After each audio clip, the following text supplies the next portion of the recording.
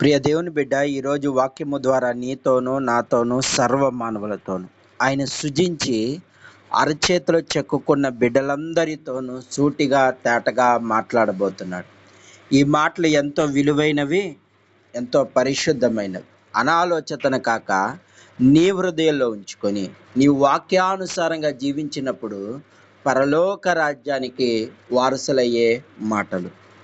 గత కొంతకాలం నుంచి పరిశుద్ధాత్మదేవుడు తన పిల్లలు ఎలాగుండాలో గత వారం పరిశుద్ధాత్మ దేవుడు మాట్లాడాడు. అలాగే సమూయేలు ఏ విధంగా దేవుని సన్నిధానంలో ఎదుగుతున్నాడు, అలాగే దేవుని యొక్క ప్రత్యక్షత ఎలా పొందుకుంటున్నాడు అన్నది గత వారం మాట్లాడాడు.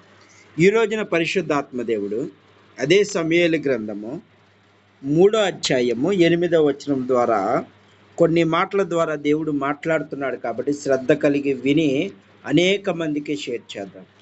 కనుక వాక్యములోకి వెళ్ళేసరికి 1 సమూయేలు గ్రంథము 3వ అధ్యాయము 8వ వచనము ద్వారా, యెహోవా 3వ మారు సమూయేలును పిలవగా అతడు లేచి ఏలీ దగ్గరకు పోయి, చిత్తము, నీవు నన్ను పిలిచితివే, ఇదిగో వచ్చి తినని. ఏలీ యెహోవా బాలుని పిలిచినని గ్రహించి ఏం చేశాడు? ఇక్కడ సేవకుడి దగ్గర 3వ మారు కూడా వెళ్ళాడు. 1-2 మార్లు అయిపోయినాయి. ఇప్పుడు 3వ మారు కూడా సేవకుడు పిలుస్తున్నాడేమో. ఆ నిద్రలో ఉన్నాడు. దేవుని మందసక దగ్గర పడుకున్న సమూయేలు మంచి నిద్రలో ఉండగా పిలిచినా సరే పరిచర్య కోసము వేగిరి పడుతున్నాడు అన్నమాట. ఏమో సేవకుడు ఎందుకు పిలిచాడో దానికి కారణం ఏంటో అని ఆ రాత్రికాల సమయంలో కూడా, బహు నిద్ర కలిగే సమయంలో కూడా దేవుని పని మీద ధ్యాస కలిగిన వాడు సమూయేలు. దేవుడి పని మీద ఎవరైతే ధ్యాస పెట్టుకుంటారో, దేవుని యొక్క మాటలు చెప్పాలని, దేవుడి సన్నిధానంలో ఎదగాలని ఎవరైతే చూస్తూ ఉంటారో వాళ్ళని దేవుడు వాళ్ళ వైపే చూస్తాడు. ఈ వాక్యము ద్వారా పరిశుద్ధాత్మదేవుడు మాట్లాడుతాడు. ఆ రోజుల్లో దేవుని యొక్క మాట వినటం అరుదు, ప్రత్యక్షత కూడా అరుగుదు. దేవుడు తెలుసు కానీ ఆయన స్వరము తెలియదు. సమూయేలు ఏదో సేవకుడు చెప్పాడని సేవ చేస్తున్నాడు కానీ దేవుని స్వరము ఎరగలేదు. కానీ ఇక్కడ ఇప్పుడు ఎవరు చెప్తున్నారంటే ఏలీ గారు చెప్తున్నారు. ఏలీ గారు ఏమని చెప్తున్నారంటే, వాక్యంలోకి వెళ్దాం. నీవు పోయి పడుకో. అప్పుడు ఏలీ యెహోవా ఆ బాలును పిలిచాడని గ్రహించి, సేవకుడికి అర్థమైపోయింది ఇది ఎవరో కాదు, దేవుడు స్వరముతోనే మాట్లాడుతున్నాడు కనుక పిలిచాడని గ్రహించి ఏమని చెప్తున్నాడంటే, ఏమని చెప్పిస్తున్నాడో చూద్దాం.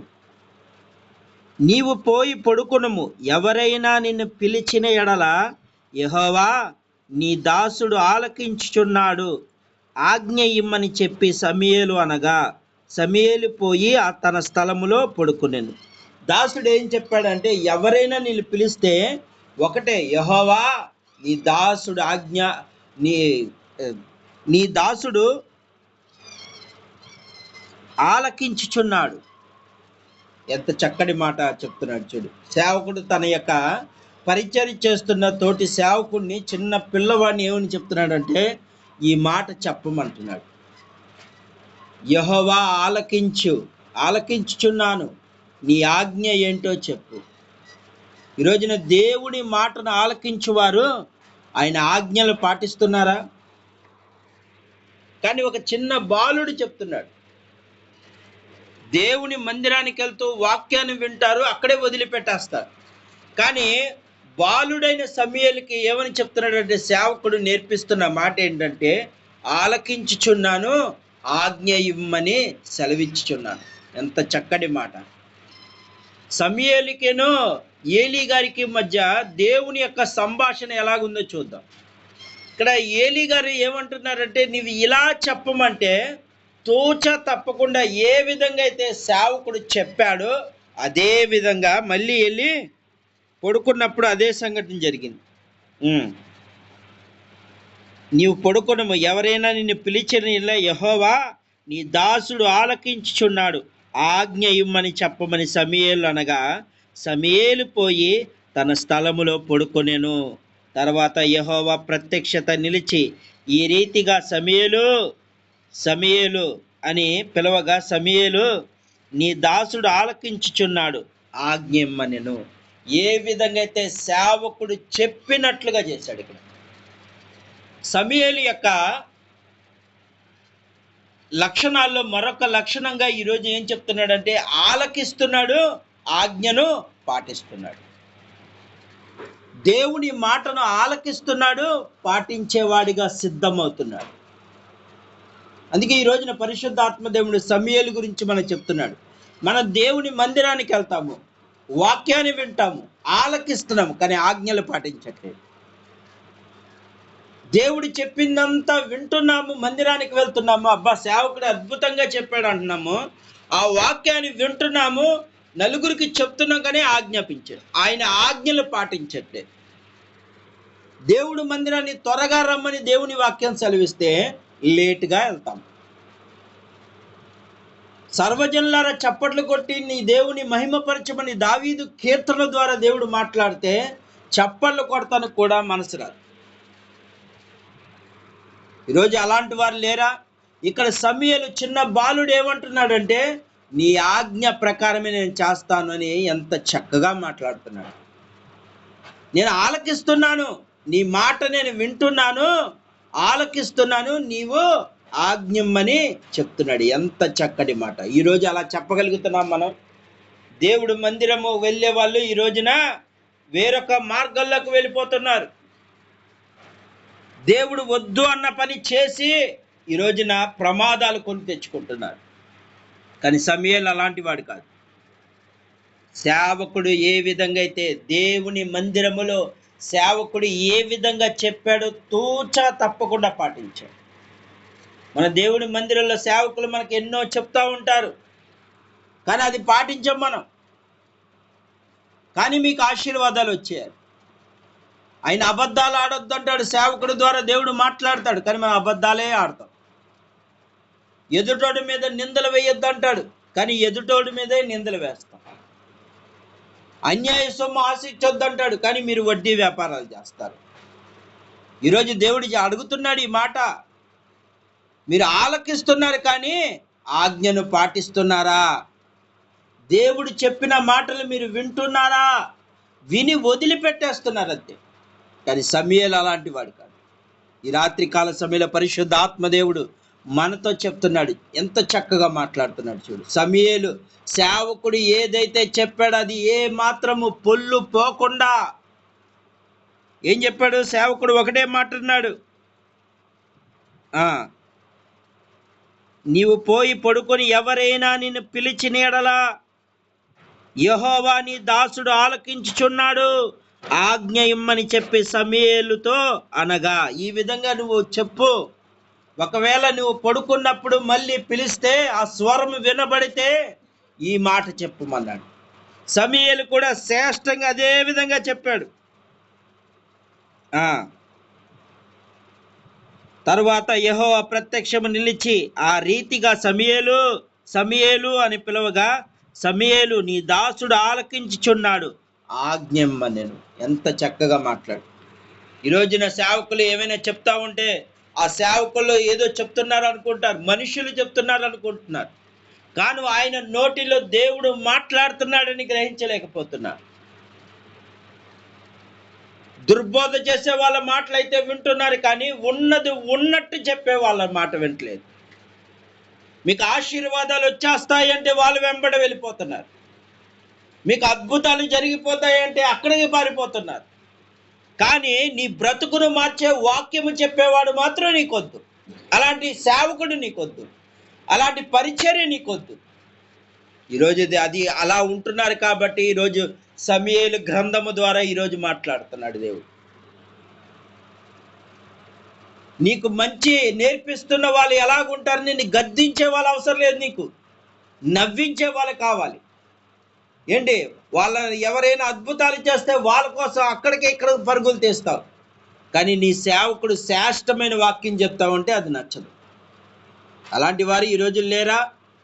యూట్యూబ్లో వాక్యం వింటున్న ప్రియ దేవుని బిడ్డ ఇదిగో చెప్తున్నాడు దేవుడే, దేవుడే మాట్లాడుతున్న మాట ఇది. సేవకుడు నోటి ద్వారా చెప్తున్న మాట ఇదిగో రూఢిపరుస్తున్నాడు ఇక్కడ. నేను ఆయన మాటను రూఢిపరుస్తూ, ఎవరైతే దేవుని పని చేయడానికి ముందుకు వెళ్తున్నారో, ఎవరైతే దేవుని కొరకు విశ్వాసము కోసము ప్రార్థన చేస్తున్నారో వారందరూ దేవుని సేవకులే, దేవుని పిల్లలే, దేవుని జత పని వారే. ఎవరైనా కష్టాల్లో ఉన్నారా, ఎవరైనా బాధల్లో ఉన్నారా, ఎవరైనా శ్రమల్లో ఉన్నారా, వారి ఇంటికి వెళ్ళి నువ్వు పలకరిస్తున్నావా, నీవు ఖచ్చితంగా దేవుని యొక్క కుమారుడివే.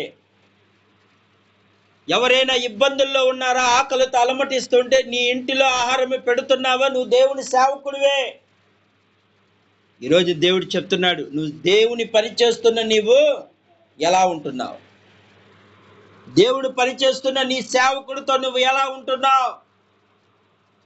ఆయన తూచ ఒక్క మాట చెప్పాడు, అది ఎవరు చెప్పిందో కూడా ఆ బాలుడికి తెలియదు. చిన్న వయసు, నీకు అన్నీ తెలుసు, నేను అన్నీ తెలుసు, నేను అన్నీ తిరిగాను, నాకు అంతా తెలుసు అనుకుంటావు. కానీ దేవుడు ఏమంటాడు తెలుసా, మనుషుల జ్ఞానం నాకు వెర్రితనంగా ఉందన్నాడు. నీ జ్ఞానాన్ని బట్టి, నీ బలాన్ని బట్టి, నీ శక్తిని బట్టి నా అంత వాడు లేడనుకుంటావు. కానీ దేవుడు ఏమంటున్నాడు తెలుసా, నీ ఆరోగ్యము పోతే నీకు ఎక్కడ బలం వస్తుంది, నీ ఉద్యోగం పోతే నీకు ఎక్కడ ఆహారం దొరికిద్ది.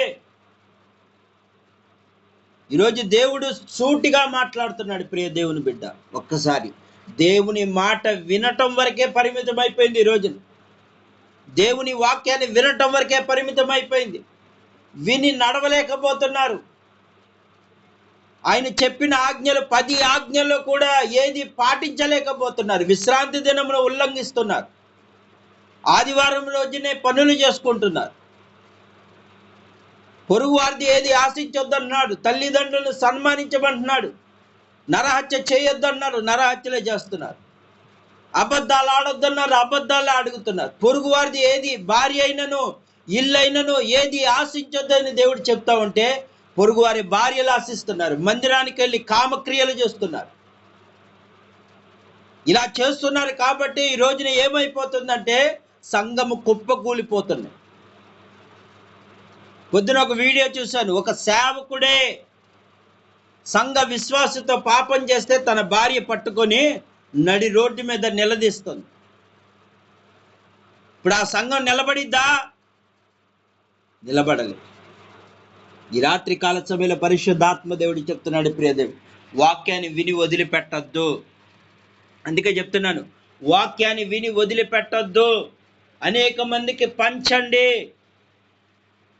అనేక మందికి పంచమని దేవుని వాక్యము సెలవిస్తుంది. సర్వజనులకు వెళ్ళి నువ్వు సువార్త ప్రకటించుడని వాక్యము సెలవిస్తుంది. సర్వజనులకు నువ్వు సువార్త, సమరయలోను భూ దిగాంతాల వరకు నా గురించి ప్రకటన చేయండి. నా శరీరాన్ని, నా రక్తాన్ని తాగుతున్న మీరు ఖచ్చితంగా ఈ పని చేయమంటున్నాడు. మౌనంగా ఉండమంటలేదు. నాలో పరిశుద్ధ ఆత్మదేవుడు వచ్చేసాడని ఓ గంతులు వేయటం కాదు. నీలో ఆత్మ ఉన్నప్పుడు నువ్వు మౌనంగా కూర్చోలేవు. దేవుని గురించి ఏదో ఒక పని చేయాలని ఆసక్తి కలిగి ఉంటావు. నీ ఫోన్ల ద్వారా అయినా సరే, మాటల ద్వారా అయినా సరే, ఏ యొక్క వస్తువు దేవుడు నీకు ఇచ్చాడో వాహనాన్ని బట్టి అయినా సరే నువ్వు దేవుని పరిచర్యలో ముందుకు సాగుతావు. కానీ నీలో దేవుని ఆత్మ ఉందనుకొని నువ్వు మోసపోతున్నావు. ఆత్మ లేనివాడు నా వాడు కాదంటున్నాడు. దేవుని ఆత్మ నీలో ఉంటే ఆయన ఆజ్ఞలు పాటిస్తావు నువ్వు. కానీ సమూయేలు ఏం చేస్తున్నాడో తెలుసా? ఎంత చక్కగా మాట్లాడుతున్నాడు. సమూయేలు మాటలు వింటేనే చాలా మనలాంటి వాళ్ళకే, ఒక మనుషులకే ఎంత ఆనందం కలుగుతుందంటే దేవుడు ఇంకెంత సంతోషిస్తున్నాడు. ఒకసారి చూద్దాం. అంతటా యెహోవా సమూయేలుతో ఇలాగ సెలవిచ్చెను. ఇప్పుడు చెప్తున్నాడు దేవుడు. ముందు ఏమన్నాడు? ఇదంతా అయిపోయిన తర్వాత అప్పుడు అంటున్నాడు. అంతటా యెహోవా సమూయేలుతో ఇలాగ సెలవిచ్చెను, ఇశ్రాయేల్లో నేను ఒక కార్యము చేయబోచున్నాను, దానిని వినును వాడందరూ చెవులు గింగురుమను. ఏమవుతుంది? భయంకరమైన శ్రమ రాబోతుంది ఇశ్రాయేలు మీదకి, ఇశ్రాయేలు ప్రజల మీదకి, ఇశ్రాయేలు దేశం మీదకి. ఇదిగో భయంకరమైన శ్రమ రాబోతుంది. అవి వింటే చెవులు గింగురం అనిపిస్తాయి అంట. అంటే భయముతో వణికిపోయే భయంకరమైన శ్రమ. అంటే ఇప్పుడు తన దాసుడికి చెప్తున్నాడు ప్రమాదం రాబోతుంది అని. ఈ రోజున ఎవరైతే దాసులుగా ఉంటున్నారో, దేవుని సేవ చేస్తున్నారో, దేవుడు ఏం చెప్తున్నాడు తెలుసా? నువ్వు నిజముగా సేవ చేస్తా ఉంటే, నువ్వు యథార్థంగా సేవ చేస్తా ఉంటే, యథార్థంగా దేవుని యందు భయము భక్తి కలిగి ఉంటే, ఖచ్చితంగా దేవుడు ఏమన్నాడు తెలుసా? ఖచ్చితంగా ఒకటే అంటున్నాడు, ప్రమాదం రాబోయే ప్రమాదాన్ని నీకు తెలియపరుస్తాడు. నీ కుటుంబం మీదకి ఏ శ్రమ రాబోతుందో ఆ శ్రమను ముందుగానే దేవుడు నీకు తెలియపరుస్తాడు.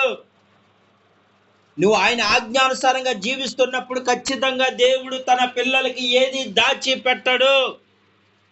అబ్రహాము ఏ విధంగా అయితే, అబ్రహాము ఒక రోజున ఆయన అక్కడికి వెళ్ళినప్పుడు, ఎడారి ప్రాంతంలో ఉన్నప్పుడు, మామ్రే అనే ప్రాంతంలో ఉన్నప్పుడు, ఆ ప్రాంతంలో అబ్రహాము ఉన్నప్పుడు అక్కడికి దేవుడను తన దూతలు వచ్చారు. ఆ మిట్ట మధ్యాహ్న కాలములో వచ్చినప్పుడు అబ్రహాము దేవుని యొక్క స్వరము విని భయపడిపోయాడు.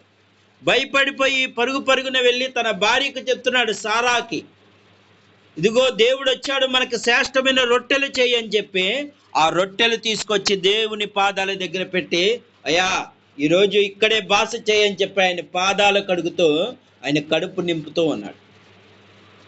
ఆ సమయంలో అంతా అయిపోయిన తర్వాత మరుసటి రోజు దేవుడు చెప్తున్నాడు, నా స్నేహితుడైన అబ్రహామా, నీ దగ్గర నేను ఏది దాచిపెట్టను, నీ దగ్గర నేను ఏది దాచిపెడతానికి వీలేదు, ఎందుకంటే నువ్వు నా స్నేహితుడు కాబట్టి. నేను ఒక దేశము యొక్క పాపము ఆకాశానికి అంటింది, వాళ్ళ పాపము ఆకాశం అంత ఎత్తుగా ఉంది కనుక ఆ దేశాన్ని నేను నాశనం చేయబోతున్నాను అనగానే అబ్రహాము ఇక వాళ్ళ కొరకు ప్రార్థన చేయడం మొదలుపెట్టాడు. ఇప్పుడు అబ్రహాముకి ఎందుకు చెప్పాడు?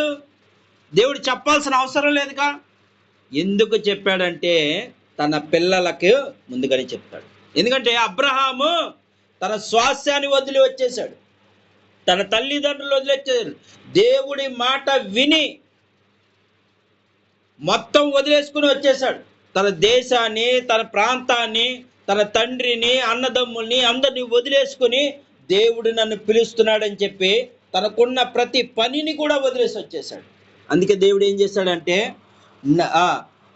నీతిమంతులుగా తీర్చబడ్డాడు అబ్రహాం. ఏమంటున్నాడంటే నన్ను నమ్మి నువ్వు వచ్చావు, నువ్వు నీతిమంతుడయ్యాడు అబ్రహాం. అందుకే దేవుడు ఏమంటున్నాడంటే నా యందు విశ్వాసం ఉంచిన వారిని నేను ఎన్నడూ త్రోసివేయనన్నాడు.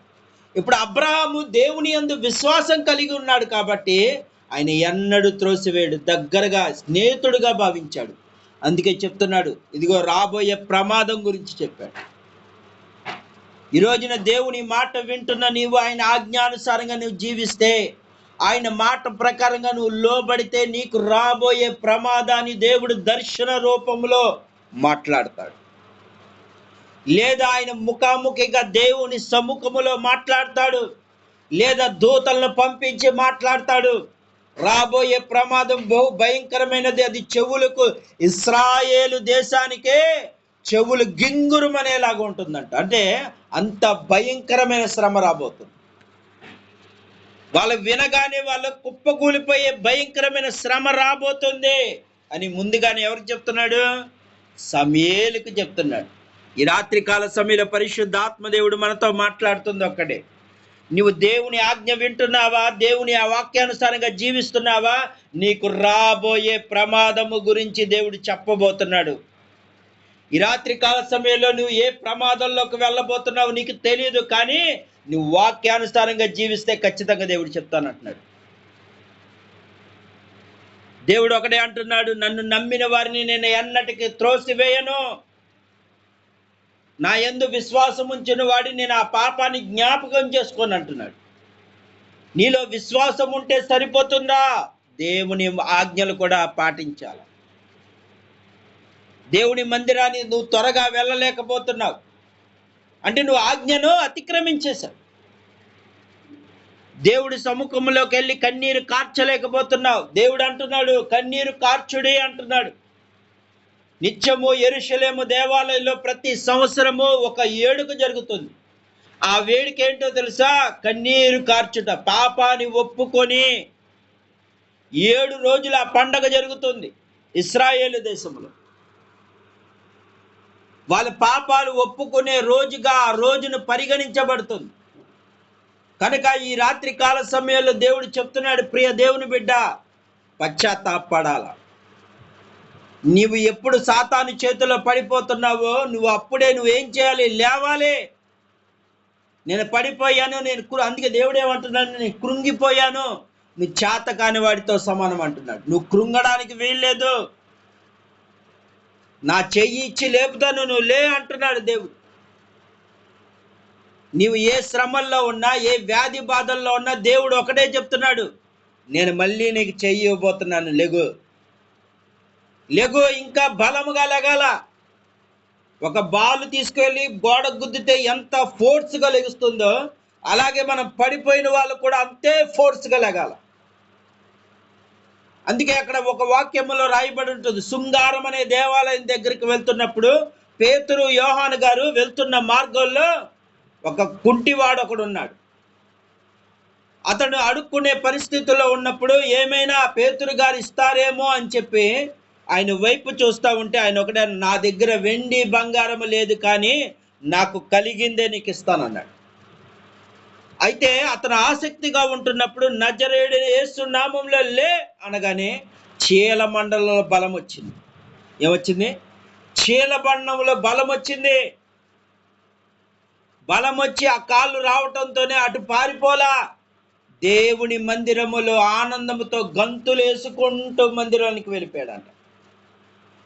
వెళ్ళిన తర్వాత అక్కడితో వదిలిపెట్టాడా? ఏ అద్భుతం జరిగిందో 10 పట్టణాల వరకు దేవుని యొక్క సువార్తను అందించాడు.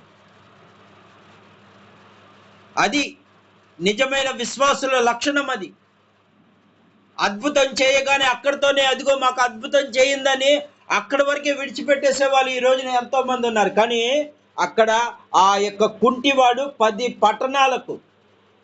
పట్టణాలకు వెళ్ళి దేవుని, ఇదిగో నేను కుంటిగా ఉన్నప్పుడు నన్ను దేవుడు ఈ విధంగా చేశాడని సువార్తను ప్రకటించడం మొదలుపెట్టాడు. యాకోబు బావి దగ్గర ఏ విధంగా అయితే పాపముతో నలిగిపోతున్న ఒక సమరయ స్త్రీ జీవితాన్ని దేవుడు మార్చేసినప్పుడు వెళ్ళి ఆయన గురించి అనేక మందికి పిలిచి పోగు చేసుకు తీసుకొచ్చింది.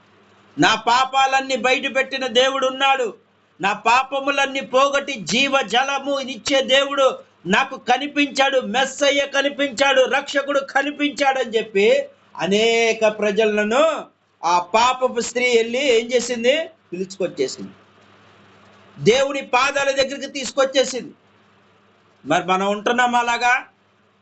ఒక అద్భుతం, నీ కుటుంబంలో అనేక రోగాలు తొలగిస్తున్నాడు దేవుడు, సాక్షిగా ఉంటున్నావా? దేవుడు నా పట్ల ఈ కార్యం చేశాడని నలుగురిలో సాక్ష్యం చెప్పగలుగుతున్నావా? ఓ 10 మందిని దేవుని మందిరానికి నడిపించగలుగుతున్నావా? ఈ రాత్రి దేవుడు అడుగుతున్నాడు, ఇది నేను మాట్లాడుతున్నా, దేవుడు నీతోనే ముఖాముఖిగా మాట్లాడుతున్నాడు. ఎన్నో అద్భుతాలు జరిగినాయి, ఏం చేశావు? నేను చేసిన నీ కార్యాలు మర్చిపోయావు, మేలులు దేన్ని దాచిపెట్టొద్దని ఎందుకు అంటున్నాడు? ఈ రాత్రి కాల సమయంలో పరిశుద్ధాత్మ దేవుడు చెప్తుంది ఒక్కటే, దేవుడు నీకు చేస్తున్న మేలు దేన్ని మరవద్దు. ఎన్నెన్నో మేలులు చేస్తున్నాడు, నీలో విశ్వాసం సల్లగించవద్దు. ఆవగింజంత విశ్వాసం ఉంటే కంబలి చెట్టు వెళ్ళి సముద్రంలో పడవేయబడును అంటున్నాడు. అదే ఆవగింజంత విశ్వాసం ఉంటే కొండ లాంటి సమస్య సముద్రంలో పడవేయబడుతుంది అంటున్నాడు. ఆవగింజంత విశ్వాసం కూడా నువ్వు చూపించలేకపోతున్నావు ఈ రోజున. వాళ్ళ దగ్గర వీళ్ళ దగ్గరికి వెళ్ళాలంటే వీళ్ళ విశ్వాసాలు వింటున్నావు, కానీ నీ దేవుని యందు విశ్వాసం కలిగి ఉంటున్నావా? సమరయ స్త్రీ ఏం చేసిందో ఒకసారి ఆలోచించి, కుంటివాడు ఏ విధంగా అయితే అద్భుతం జరిగినప్పుడు ఏం చేశాడో ఒకసారి ఆలోచన చేస్తున్నావా? ఈ రాత్రి కాల సమయంలో పరిశుద్ధాత్మ దేవుడు నన్ను అందరినీ అడుగుతున్నాడు. తన ప్రజలుగా తన స్వరూపంలో చెక్కుకున్న బిడ్డలందరికీ అడుగుతున్నాడు, నువ్వు ఉద్యోగం చేస్తున్న సమయంలో దేవుడికి సాక్ష్యంగా ఉంటున్నావా? నువ్వు పనికెళ్ళే స్థలంలో దేవుడికి సాక్ష్యంగా ఉంటున్నావా? నువ్వు వెళ్ళే మార్గంలో నువ్వు సాక్షిగా ఉంటున్నావా?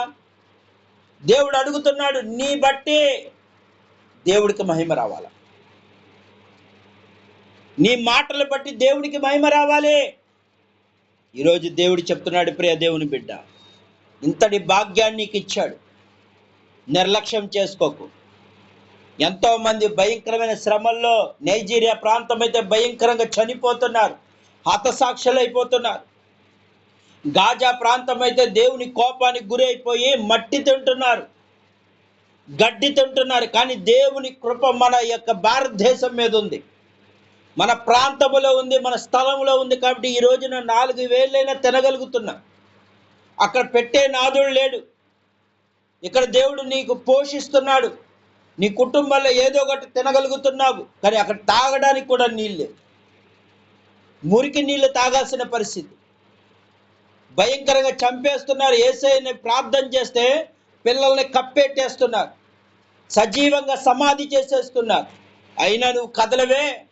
దేవుడు అంటున్నాడు, రోషము కలిగి ముందుకు సాగు అంటున్నాడు. నేను రోషము కలిగిన దేవుడిని అంటున్నాడు. కనుక నువ్వు కదలవే.